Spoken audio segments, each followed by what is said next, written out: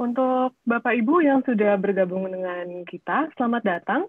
Mungkin kita akan menunggu partisipan-partisipan lainnya untuk segera bergabung. Dan ketika sudah lumayan banyak partisipan yang bergabung, kita akan mulai webinar hari ini. Terima kasih.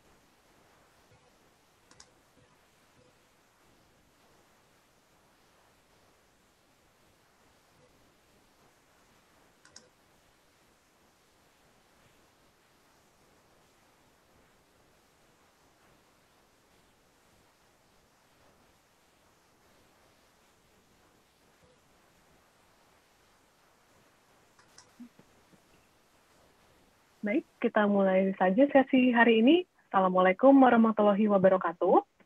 Selamat siang, Bapak dan Ibu yang terhormat. Selamat datang ke webinar Earth Innovation Institute di hari Kamis ini yang bertajuk Menuju Pengelolaan Lahan Gambut Indonesia yang Produktif dan Berkelanjutan. Perkenalkan, nama saya Nindita.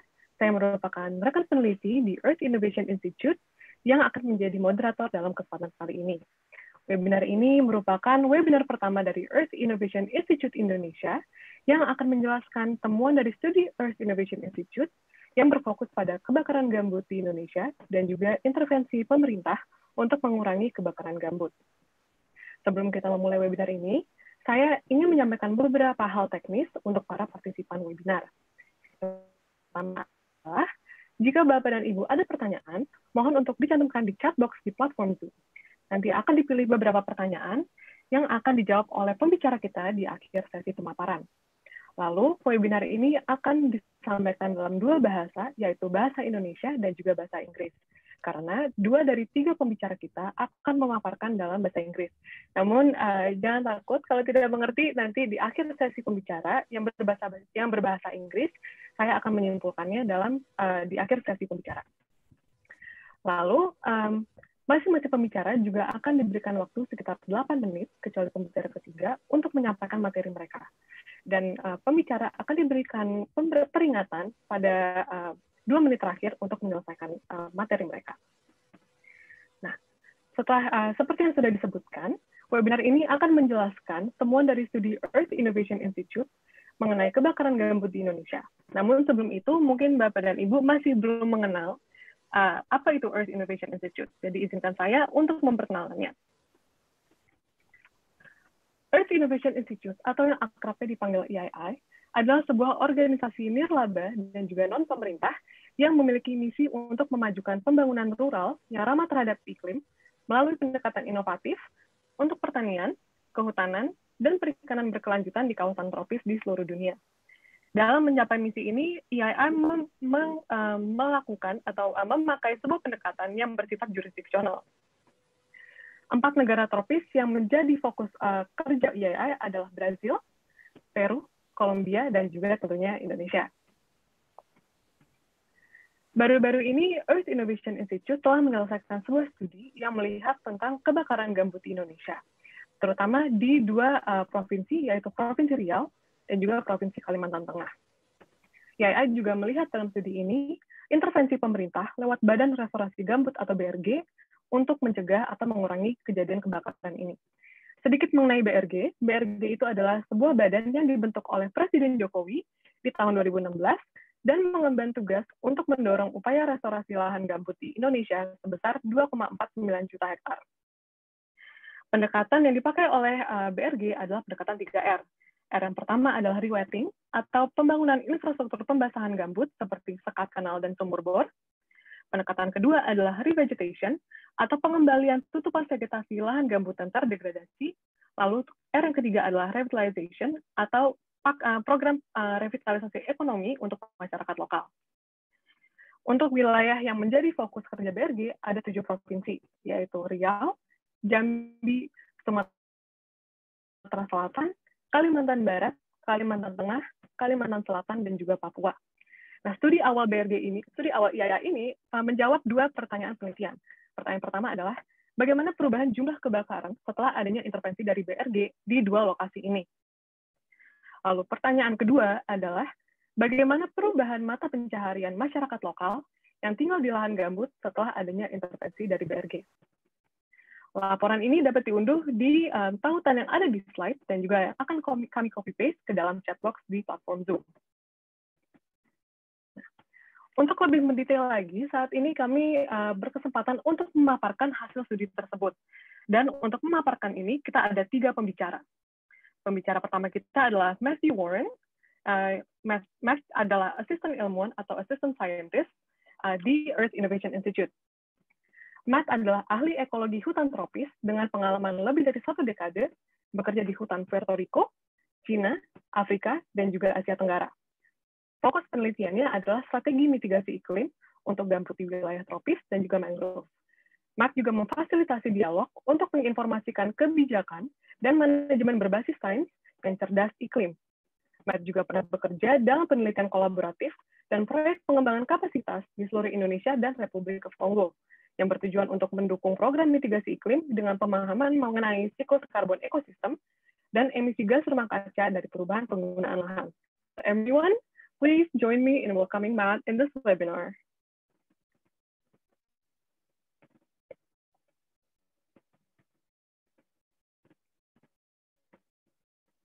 Matt, maybe you want to say hi to all the participants today? Yes, hello everyone. Thanks, Tita. Selamat siang, terima kasih. Thank you everyone for joining us today. And it's my, you're going to introduce the other speakers now, yes? Yes, I'll be introducing the other two speakers. Great, thank you, Matt, for revealing yourself to the participants. Great, okay. Nah, untuk pembicara kedua kita, ada Mas Triyoga Widyastomo, atau yang akrabnya dipanggil Mas Yoga. Nah, Mas Yoga ini merupakan rekan peneliti di Earth Innovation Institute. Mas Yoga berlokasi di Indonesia dan berfokus pada kegiatan-kegiatan EII di Indonesia, termasuk di dalamnya kegiatan penelitian yang menggunakan analisis spasial, emisi karbon, deforestasi ilegal, dan juga perencanaan tata ruang. Mas Yoga ini juga pernah mengembangkan metode untuk klasifikasi gambar berdasarkan objek. Jadi mungkin Mas Yoga bisa menunjukkan dirinya, mengenalkan diri kepada para partisipan hari ini. Halo, selamat siang Bapak Ibu. Terima kasih sudah bergabung di webinar kali ini. Dan ya, saya adalah salah satu pembicara webinar. Oke, terima kasih Mas Yoga. Saya mau bilang terima kasih, Yoga. Oke, selain Mas Yoga dan Matt, kita juga ada pembicara terakhir, yaitu yaitu Juan Ardila. Juan adalah seorang ilmuwan di EII yang berfokus pada analisis spasial GIS. Juan memiliki banyak pengalaman bekerja di bidang GIS atau remote sensing dengan minat untuk mengaplikasikan ilmu geoinformation science dan remote sensing untuk memahami berbagai macam isu.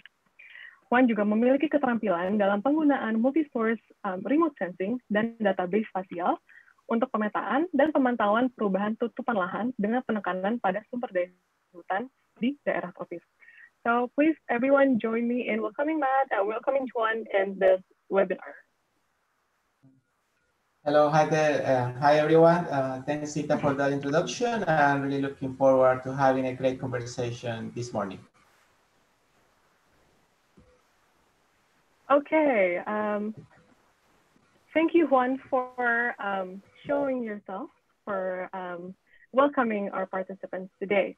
Baik, Bapak Ibu yang terhormat, untuk mempersingkat waktu, kita akan mempersilakan pembicara pertama kita, yaitu Matt, untuk memaparkan bagian pertama dari studi ini.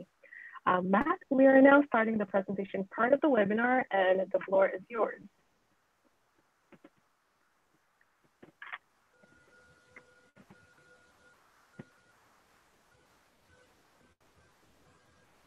Great. Thank you so much, Dita. And thank you all again for joining. It really is my pleasure to introduce some work that EII has been doing to better understand fire in peatland landscapes that are currently undergoing hydrological restoration.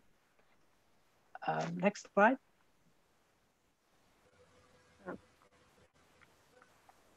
So these are the two districts that we're focusing on, Pulang Pisau in Central Kalimantan and Siak in Riau.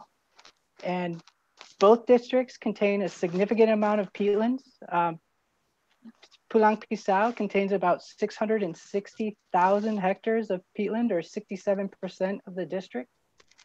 And Siak contains about 405,000 hectares of peatland, or about 54% of its total area.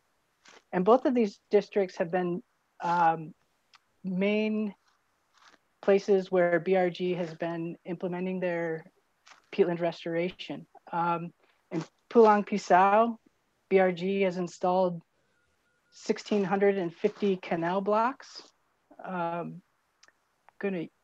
Hopefully you can see my mouse here. So BRG has installed 650 canal blocks in Pulang Pisau and well over 6,000 deep wells to help fight fire and also increase the hydrological conductivity of the peatland. And in Siak, they've built almost 178 canal blocks and 202 deep wells. Next. So we looked at two main data sources to better understand the fire dynamics in these districts. One is MODIS hotspots. So MODIS hotspots identify the number of fires on the landscape.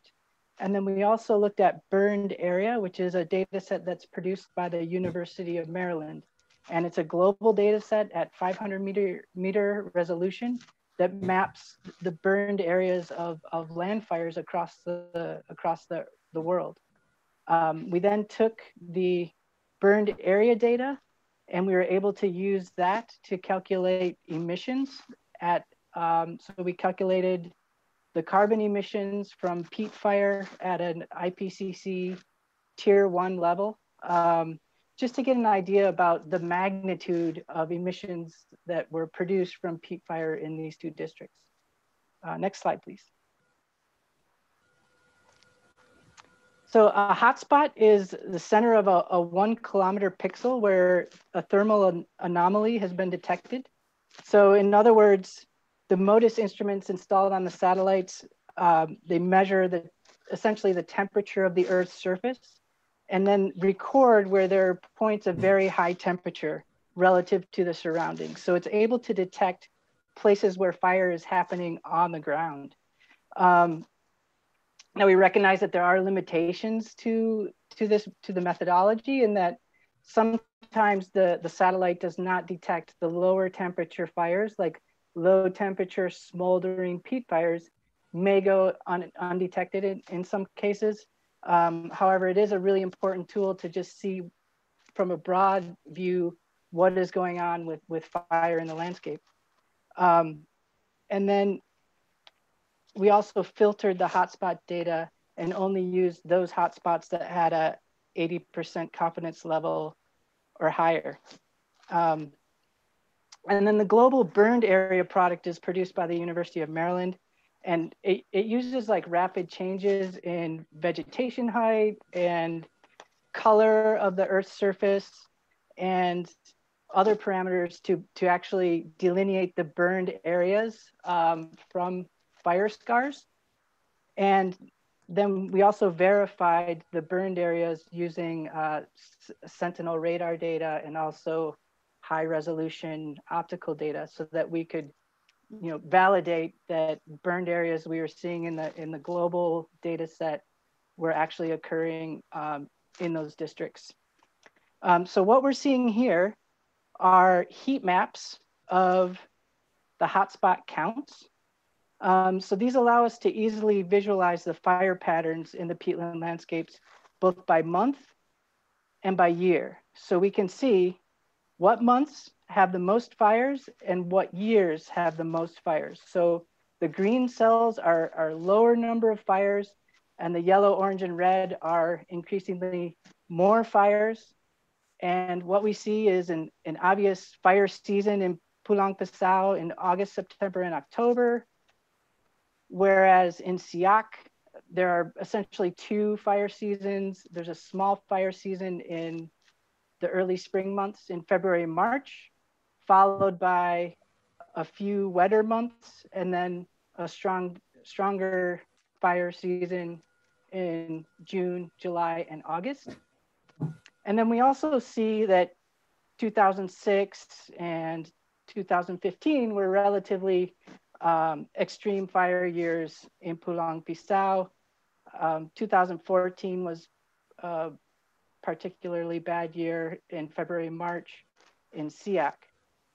And then these blue boxes indicate where the BRG interventions began. So we have 2016 through 2019 that were years after BRG started their rewetting interventions or hydrological restoration, where we see 2016, 2017 was a very quiet year in terms of fires in Pulang Pisau, with a slight uptick in 2018 or 2019, so a slight increase. So it really is quite early, I think, to really draw any conclusions about the longer term trends. So we're interested in following this through time to really see what impacts the BRG interventions have. And then similar pattern in Siak, where we have far fewer fires in 2017 and 18, and also 2019, just with the exception of August, where there was some hotspots detected. So next. So this is a similar slide, but showing burned area. And obviously it's highly correlated with the hotspot data. So we can see the clear fire seasons. And then we can also see the extreme fire years of, mainly 2014, some other years. 2019 was also a particularly bad year. And this makes sense, right? Because this is just mapping the results of the hotspots or the burned area. And then also similarly in Siak, where we have a particularly bad year in February, March of 2014. And then very few fires following the BRG interventions. However, again, there's really not a whole lot that indicates that it's hard to tell if this isn't due to long-term variability or the BRG interventions themselves at a district level. It's kind of hard to determine. So we're also interested in following this through time. Next slide, please. So here are the results from our estimations of peat fire emissions in each district. And as you can see, they're quite variable through time from 2003 to 2019. So highly variable over that 17-year record, and also highly correlated with the burned area figure that we saw on the previous slide. And this is simply due to the fact that burned area is one of the main factors in that IPCC equation, or any equation, to estimate peat fire emissions. So obviously these graphs correlate quite closely with what we were seeing in burned area. So we see that on average from 2003 to 2012, the emissions from peat fire in Pulang Pisau were about 15% of Indonesia's total peat fire emissions. In 2009, that was up to 30%. So 30% of Indonesia's total peat fire emissions were coming from Pulang Pisau. So it's a very significant place and a lot of opportunities for climate mitigation. So for example, in 2019, there was almost 22 million tons of CO2 just from peat fire emissions. And that's equivalent to about 4.7 million automobiles driven for 1 year. So there's a lot of opportunities there for climate mitigation. In Siak, it's accounts for a less proportion of Indonesia's total peat fire emissions, about 2%. And in 2019, emissions were about 1.4 million tons of CO2. And we can see that the BRG intervention started about here. So in Pulang Pisau, there seems to be a lot of variation. It's hard to tell if there has been any real impacts on emission. Whereas in Siak, emissions have been consistently low since 2015. So again, this is work that we're very interested to track this over the longer term to really see if we're seeing if we see any longer term trends on the impacts of BRG interventions. So thanks, and over to you, Dita. Okay, thank you so much for the presentation, Matt. Jadi mungkin saya coba simpulkan secara singkat apa yang tadi sudah dipaparkan oleh Matt. Jadi untuk studi ini kita berfokus pada 2 kabupaten, yaitu Kabupaten Pulang Pisau di Kalimantan Tengah dan juga Kabupaten Siak di Provinsi Riau. Nah, untuk melihat kebakaran hutan dan emisi, ada 3 hal yang kita lihat. Yang pertama adalah titik panas atau hotspot yang menggunakan data MODIS. Lalu ada luas area yang terbakar yang menggunakan data dari University of Maryland, dan juga menggunakan data burn areas itu atau lahan yang terbakar, kita menghitung emisi yang dihasilkan oleh kebakaran gambut tersebut.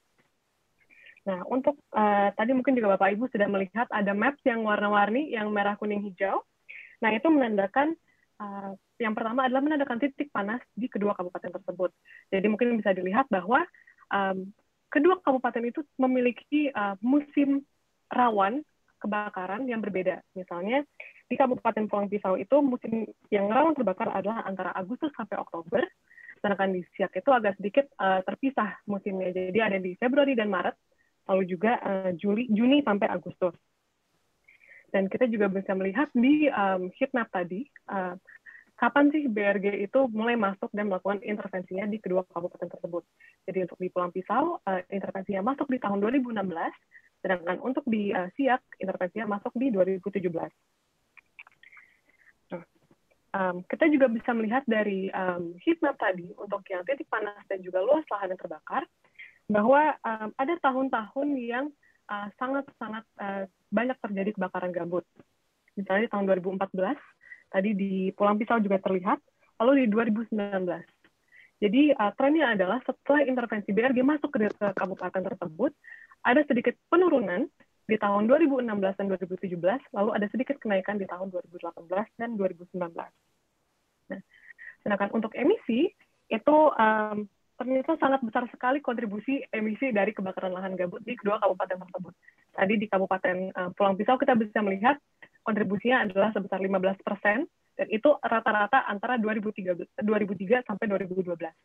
Sedangkan kita tahu 2009 juga Indonesia mengalami kebakaran yang lumayan hebat, dan Pulang Pisau itu berkontribusi sebesar 30% dari emisi terhadap kebakaran lahan gambut, yang setara dengan 4,7 juta mobil yang dikendarai selama setahun non-stop. Nah, untuk Siak sendiri mungkin agak sedikit lebih kecil kalau dibandingkan dengan Pulang Pisau. Siak kontribusinya adalah 2% dari jumlah emisi yang dihasilkan oleh kebakaran lahan gambut. Nah, oke, mungkin setelah mendengarkan penjelasan mengenai kebakaran gambut dan emisi dari MAP, mungkin Bapak dan Ibu banyak yang bertanya, bagaimana dengan intervensi BRG di kabupaten tersebut? Nah, untuk mengetahui lebih jauh mengenai intervensi BRG, kita akan mengundang pembicara kedua kita, yaitu Mas Yoga, yang akan menjelaskan tentang analisis hotspot, tutupan lahan, deforestasi, serta infrastruktur pembasahan gambut BRG. Pembasahan gambut BRG ini merupakan salah satu R dari program 3R BRG. Lalu Mas Yoga juga akan menjelaskan tentang program revitalisasi BRG, yang merupakan R ketiga dari pendekatan 3R BRG. Nah, untuk mempersingkat waktu, saya akan mengundang Mas Yoga untuk meng-unmute diri dan memaparkan hasil studi tersebut. Mas Yoga, waktu dan tempat dipersilahkan. Ya, terima kasih moderator. Selamat siang Bapak dan Ibu. Kali ini saya akan memaparkan hasil analisis hotspot kami terhadap tutupan lahan, deforestasi, dan juga infrastruktur pembasahan gambut yang dilakukan oleh BRG, khususnya di dua kabupaten, Pulang Pisau dan juga Siak. Oke, slide berikutnya. Ini adalah analisis hotspot terhadap tutupan lahan. Di sebelah kiri kita ada grafik untuk Pulang Pisau dan di sebelah kanan ada grafik untuk Siak. Kalau kita lihat bersama di Pulang Pisau ini, dari tahun 2003 hingga tahun 2019, ini data hotspotnya, sekitar 80% ini ada di atau terdeteksi di semak belukar dan lahan terbuka.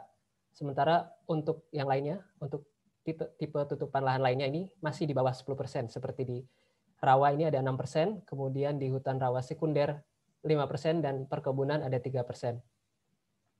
Hal yang sedikit berbeda terjadi di Siak, di mana untuk semak belukar dan lahan terbuka ini kontribusinya sekitar 54%. Namun untuk hutan rawa sekunder ini agak sedikit tinggi, sekitar 15%, kemudian perkebunan 12%, dan hutan tanaman industri 8%. Sementara yang lainnya secara kumulatif itu 11%.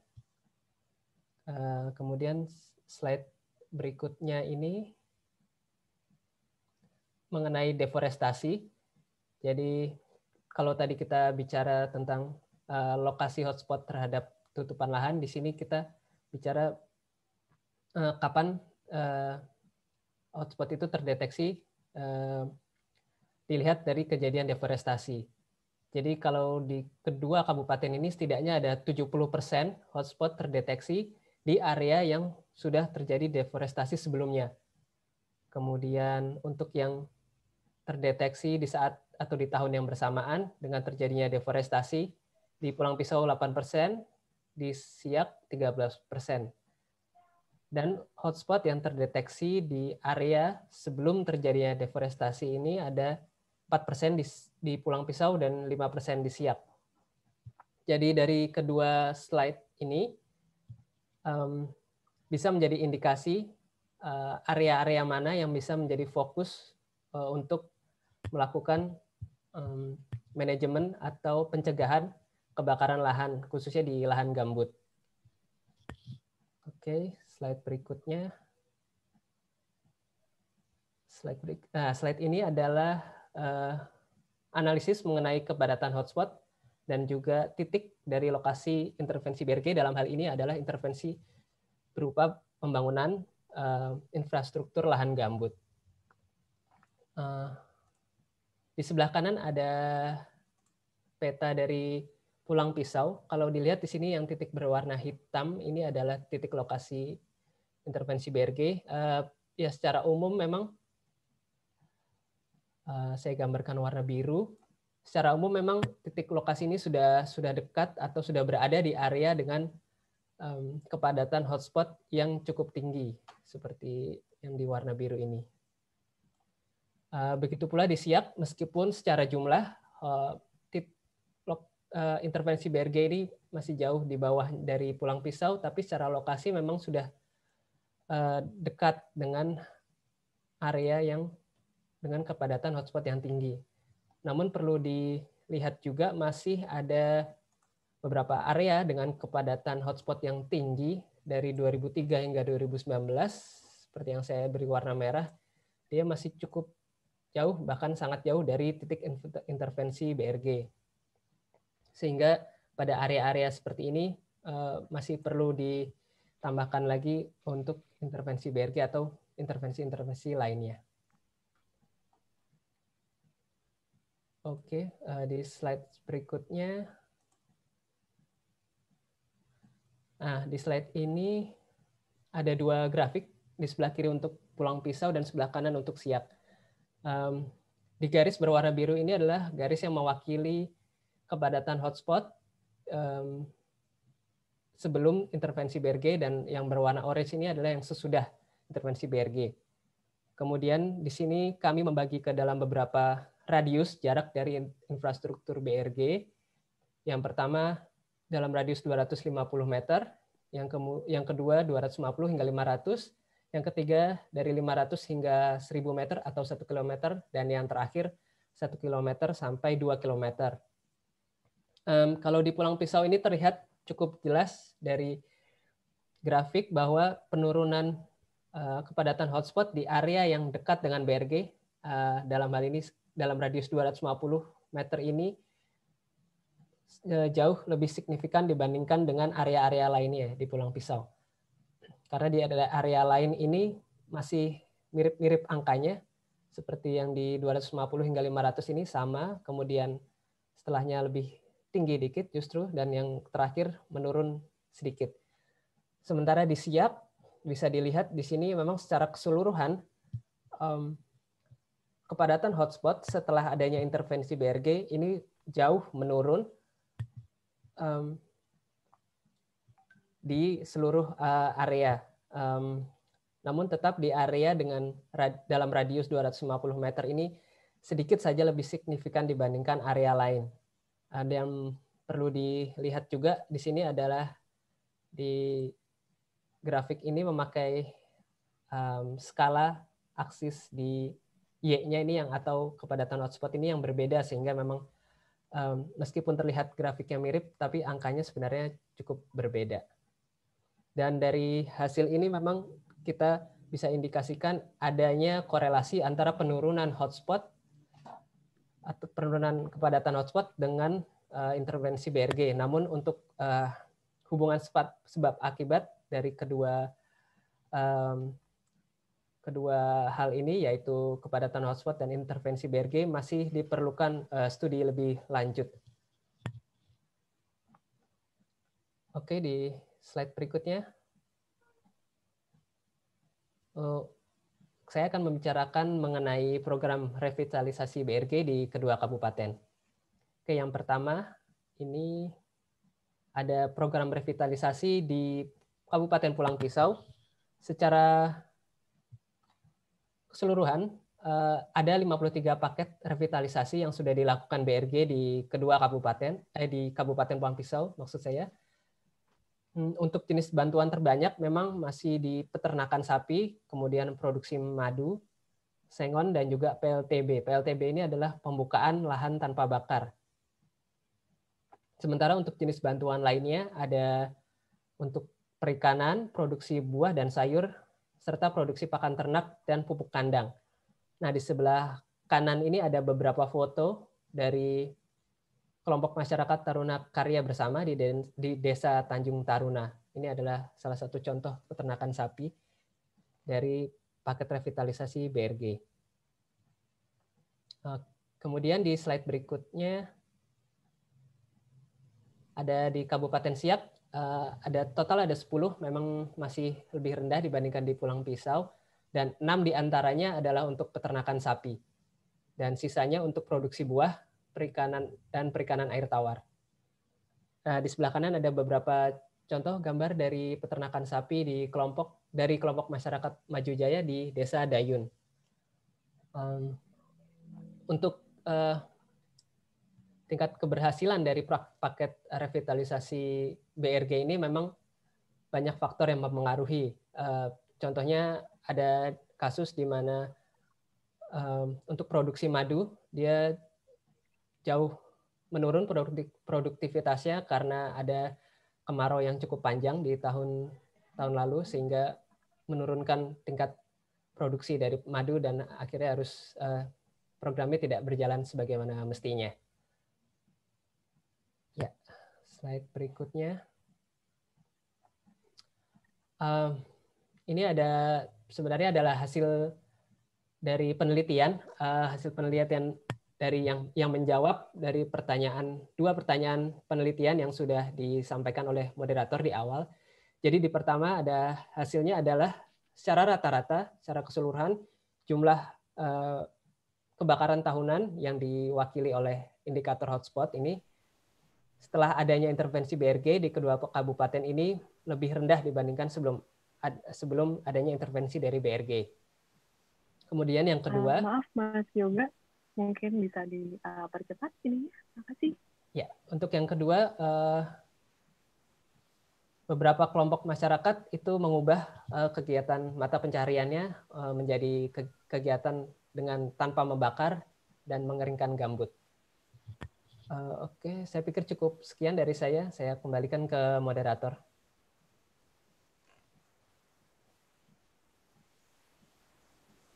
Baik, terima kasih banyak Mas Yoga telah memaparkan dua hal nih ya, ada dua intervensi BRG di kedua kabupaten. Itu sangat-sangat menarik bahwa ditemukan bahwa banyak sekali kebakaran yang ditemukan di semak belukar atau lahan-lahan yang tidak dikelola. Jadi mungkin ini adalah suatu insight, suatu temuan yang mungkin bisa didalami lagi. Lalu juga sangat-sangat menarik adanya temuan bahwa banyak kebakaran terjadi di lahan-lahan yang sebelumnya telah dideforestasi. Lalu Mas Yoga juga tadi menjelaskan bahwa banyak sekali hotspot yang ditemukan, bukan banyak sekali sih, tapi banyak hotspot yang ditemukan di area-area yang masih belum dimasuki oleh intervensi BRG. Jadi mungkin itu adalah suatu feedback ya, suatu input untuk BRG nantinya untuk bisa mengembangkan dan mencegah kebakaran gambut di lokasi tersebut. Dan juga sangat menarik mendengar dari Mas Yoga terkait program revitalisasi BRG dan beberapa kasus-kasus yang sukses di Pulang Pisau dan juga Siak. Namun juga sangat penting untuk di-highlight bahwa faktor sukses tersebut juga sangat-sangat beragam tergantung dari banyak faktor yang mempengaruhi hal tersebut. Baik, setelah mendengarkan penjelasan dari Matt dan Yoga, mungkin Bapak Ibu sekarang penasaran apa sih langkah selanjutnya untuk EII? Apakah ada studi lanjutan untuk EII? Apakah ada ketertarikan untuk mendalami topik tersebut? Saya ingin mengingatkan untuk Bapak dan Ibu yang ingin bertanya, mungkin bisa langsung disampaikan ke dalam chat box di platform Zoom. Nah, okay, Juan, the floor is yours. Right. Thank you, Rita. Okay. Can you hear me? Yes. All right, perfect.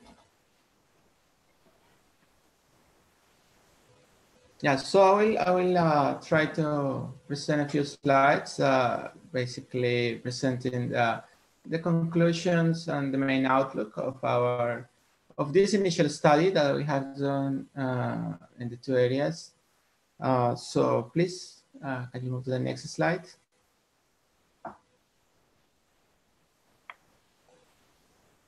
Thank you, Rita. This slide is to illustrate the concept of impact. Could you please click next? I don't think the slide is showing properly. I mean, like we have to see the entire, yeah, you can, okay, thank you. So very often institutions and governments want to measure the impact. And of course they want to claim that they're having a good impact. And we want that to be the case. We want to prove that the BRG intervention is doing something positive in the area, is having an effect, right? It's, for example, rewetting the areas, is reducing fires or reducing emissions.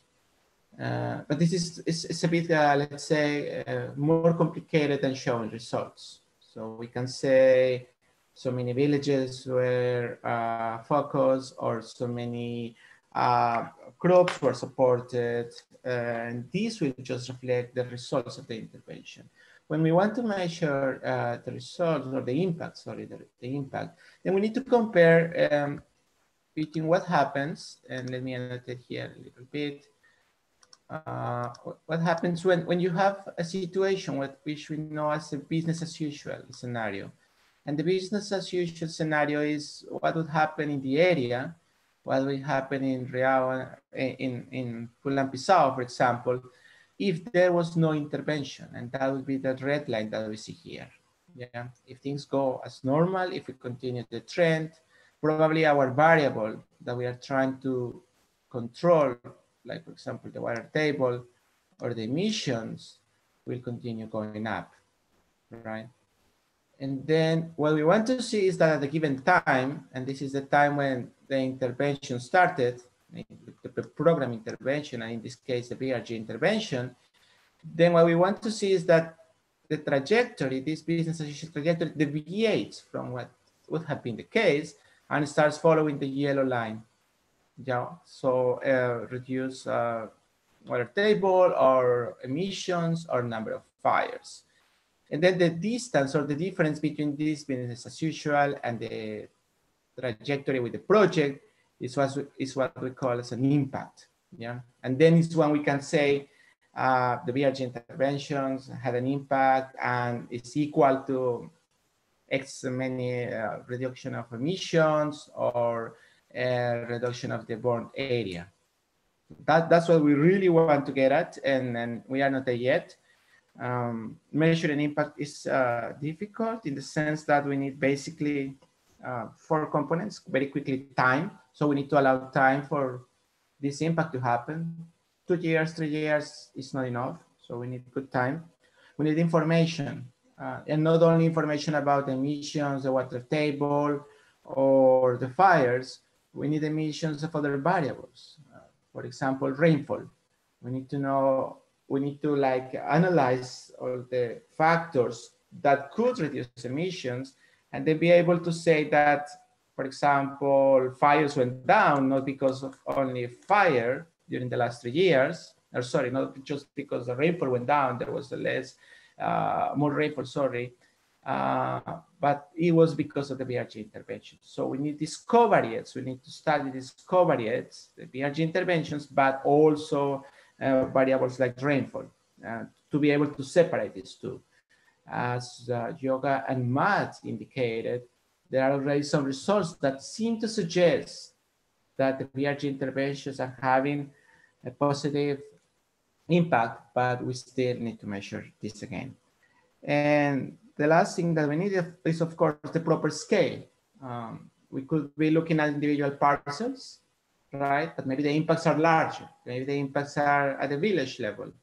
And we hope they are larger. We hope that it's not that the impact is not only reflected at the very focal or local level, but that the impact can reflect to a larger areas, to the entire community.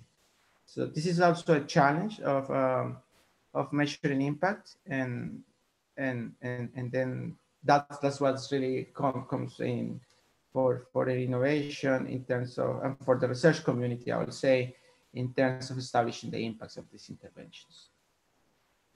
Thank you, Rita. Can you please move to the next? Okay, so I was already trying to reflect on what comes next. Moving forward, we want to move from this saying there are some promising results. There is somehow decrease in emissions, as we have shown, or there is a reduction in number of fires, with the exception of 2019, as we saw. We still need to see what happens in 2020, but then we want to move to measure impacts, and that's what I was trying to explain in my previous slide. Of course, spatial analysis is going to be very important. This is just, again, the first, let's say, an initial approach to study the situation of BRG intervention. We also plan to move forward with more dedicated spatial analysis. This will also require structured interviews, going to the field and having a more statistical approach and maybe a sampling approach to also understand how the revitalization component of the BRG intervention is having an impact. And this requires most likely not the remote sensing view, or not only measuring the water table, but also like talking to people and understanding how the producers in the area are receiving the impacts and what is the use of those incentives. Juan, I'm sorry, yes. maybe we could just wrap it up.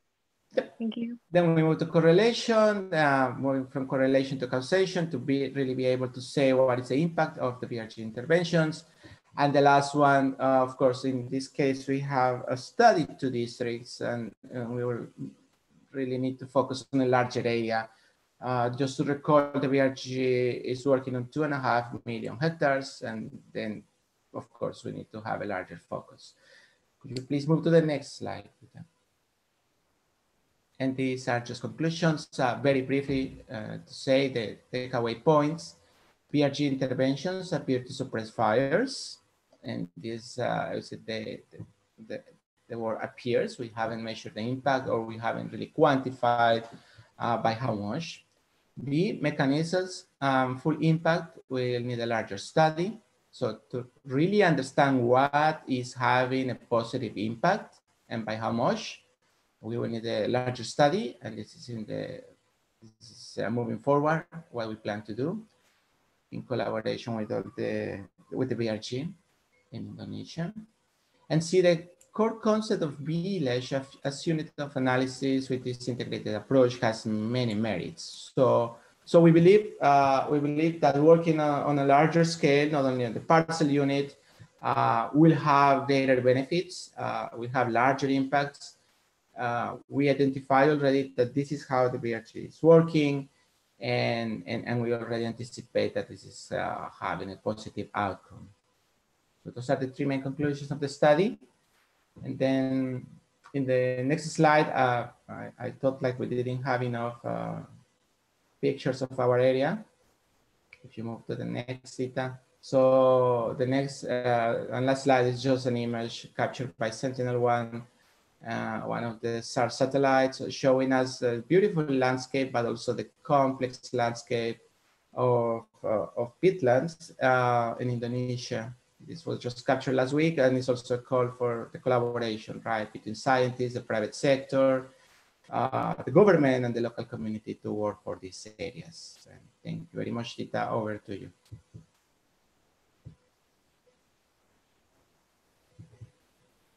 Terima kasih, Juan, for presenting and explaining what I do in the future in terms of the study.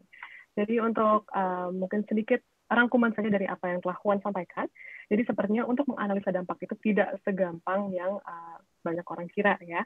Jadi untuk melihat dampak itu perlu dilakukan analisis BAU atau business as usual, di mana tidak ada intervensi atau tidak ada perubahan dalam lokasi tersebut. Dan juga melihat apa yang terjadi jika ada intervensi di area tersebut. Nah, itu perbedaan tersebut yang akan bisa menjadi ukuran dampak yang terjadi di dalam area tersebut. Nah, lalu juga untuk bisa mengukur dampak itu dibutuhkan waktu, lalu informasi mengenai variabel yang bermacam-macam, dan juga adanya skala yang beragam. Kita harus menentukan di skala mana dampak tersebut akan dianalisa.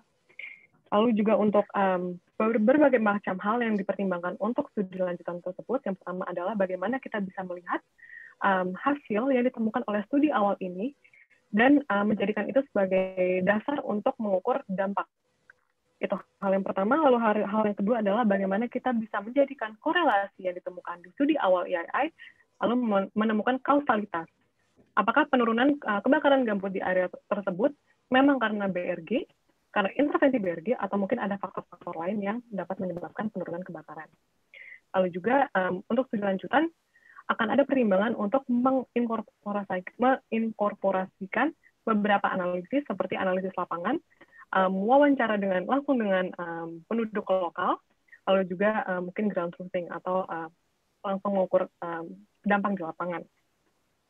Lalu mungkin untuk studi lanjutannya kita bisa melihat tidak hanya di 2 kabupaten, ya tidak hanya di Pulau Pisau atau di Siak, namun juga di area lain atau mungkin di seluruh wilayah BRG. Jadi skalanya pun juga akan lebih besar. Oke, sekian mungkin pemaparan dari ketiga pembicara kita. Untuk mempersingkat waktu, mungkin kita langsung buka ke sesi question and answer, Q&A.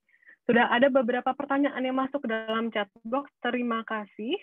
Mungkin saya permisi akan jawab satu. Untuk link presentasi akan di-share di akhir sesi webinar ini. Jadi tunggu saja di email. Jadi pertanyaan pertama itu datang dari Mas Rizky Januar atau Bapak Rizky Januar. Nah, pertanyaannya adalah untuk Mas Yoga, untuk memastikan apakah cakupan analisis hotspot dan hotspot density yang dipaparkan itu semuanya di areal gambut saja? Nah, mungkin Mas Yoga bisa menjawab itu. Ya, terima kasih.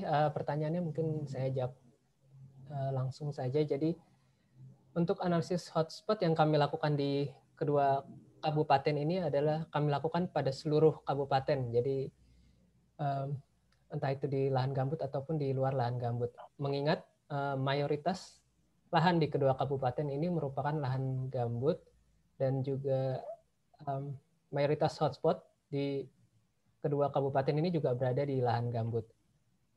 Pada laporan kami juga ada informasi mengenai kebakaran yang hanya terjadi di lahan gambut saja. Jadi untuk membandingkan seberapa besar atau seberapa banyak yang terjadi di lahan gambut dan yang terjadi di lahan mineral.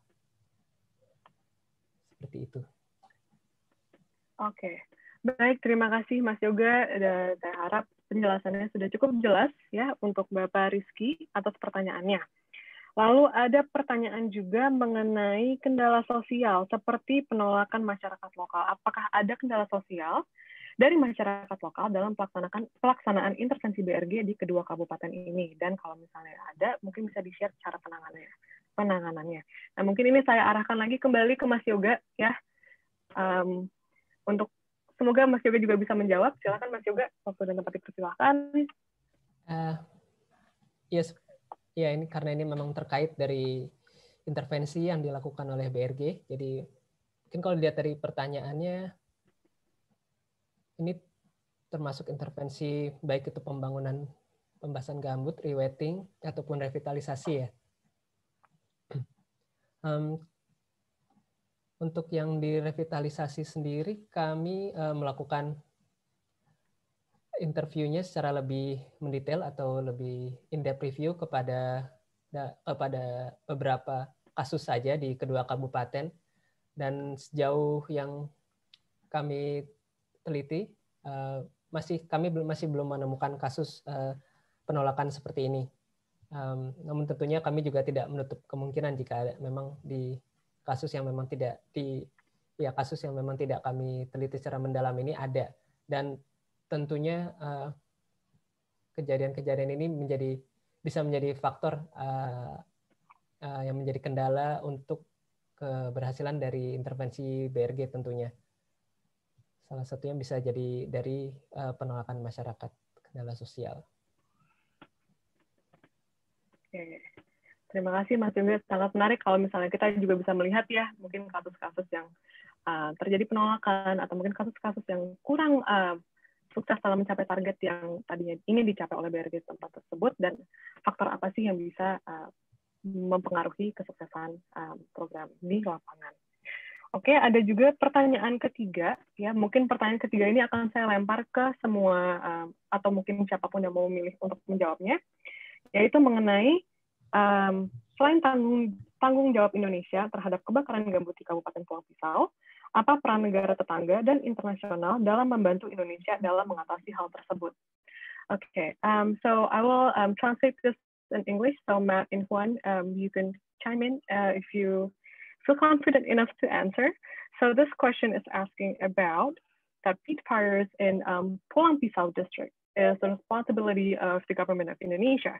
But are there any roles that neighboring countries or like other countries internationally in helping Indonesia to solve this issue?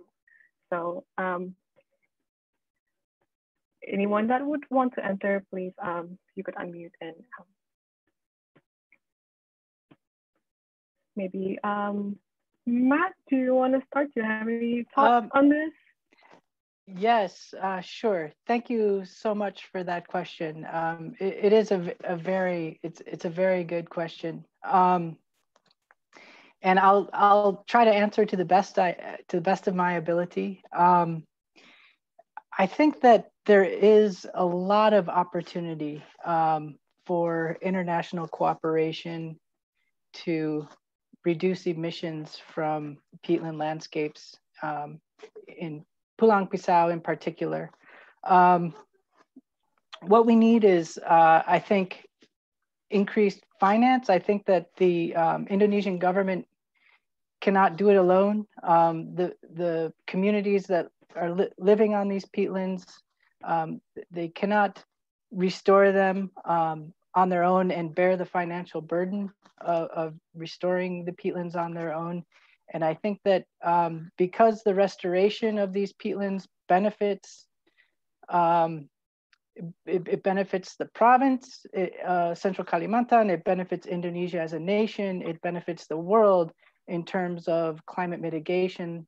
So we really need to establish mechanisms that make compensating those who live in Pulang Pisau and who are doing the work on the ground to reduce emissions. They need to be compensated for that work. And I think that's the role of the international community. And I think also, so we need really to establish reliable mechanisms for climate mitigation finance. And I think there are other opportunities as well, but I think that's probably one of the most important. Juan, Yoga, please feel free to chime in. You want to translate, or shall I very quickly say something? I will translate both then at the end. Oh, okay.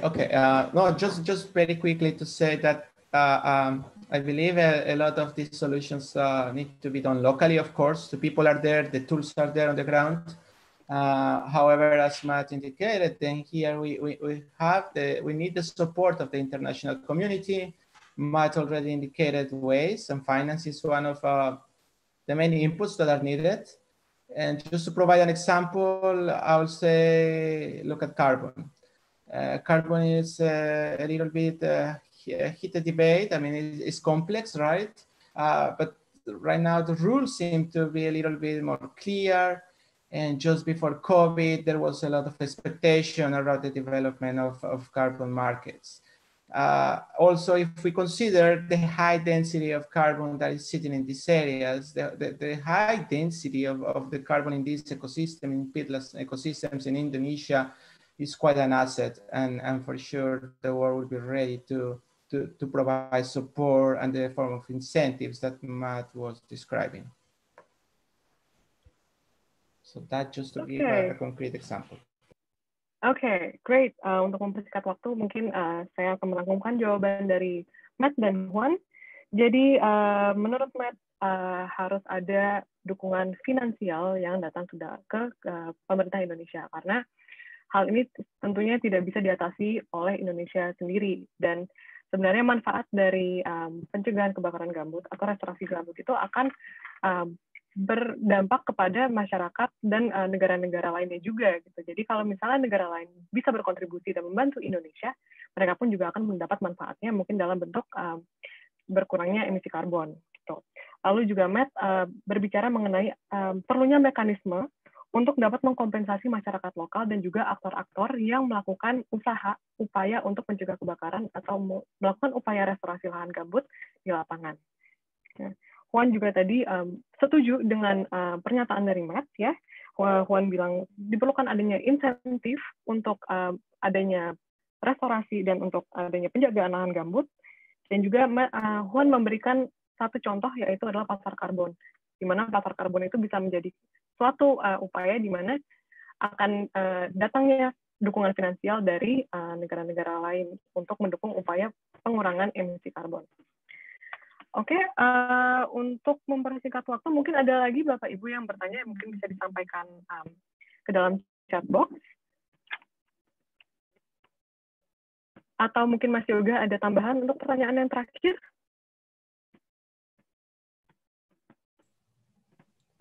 Cukup sih sepertinya jawabannya. Oke, baik. Jadi mengingat waktu sudah pukul 12:02, sudah agak sedikit ngaret 2 menit, maaf Bapak dan Ibu. Jadi untuk Bapak dan Ibu yang masih memiliki pertanyaan lainnya yang belum terjawab oleh pembicara kami, Bapak dan Ibu dapat menyampaikannya ke dalam tautan yang sebenarnya ada di dalam slide, tapi mungkin seperti tidak kelihatan, tapi akan saya copy-paste ke dalam chat box. Atau mungkin Bapak Ibu memiliki masukan-masukan lainnya terhadap studi awal IAI dan juga studi lanjutan IAI, Bapak dan Ibu dapat menyampaikannya ke dalam tautan tersebut. Nanti akan saya copy-paste sehingga langsung dapat diakses. Nah, untuk Bapak dan Ibu yang memerlukan informasi lebih lanjut, Bapak dan Ibu akan dapat menghubungi Mas Yoga di email yang tertera di slide dan juga akan saya copy-paste ke dalam chat box. Baik, mungkin karena untuk mempersingkat waktu, saya sebagai moderator akan mengakhiri webinar hari ini. Terima kasih Bapak dan Ibu telah bergabung kepada kami, telah menyampaikan beberapa pertanyaan yang akan kami jadikan input juga untuk studi lanjutannya. Jadi sekali lagi terima kasih, selamat siang, selamat makan siang, dan wassalamualaikum warahmatullahi wabarakatuh. Terima kasih. Terima kasih.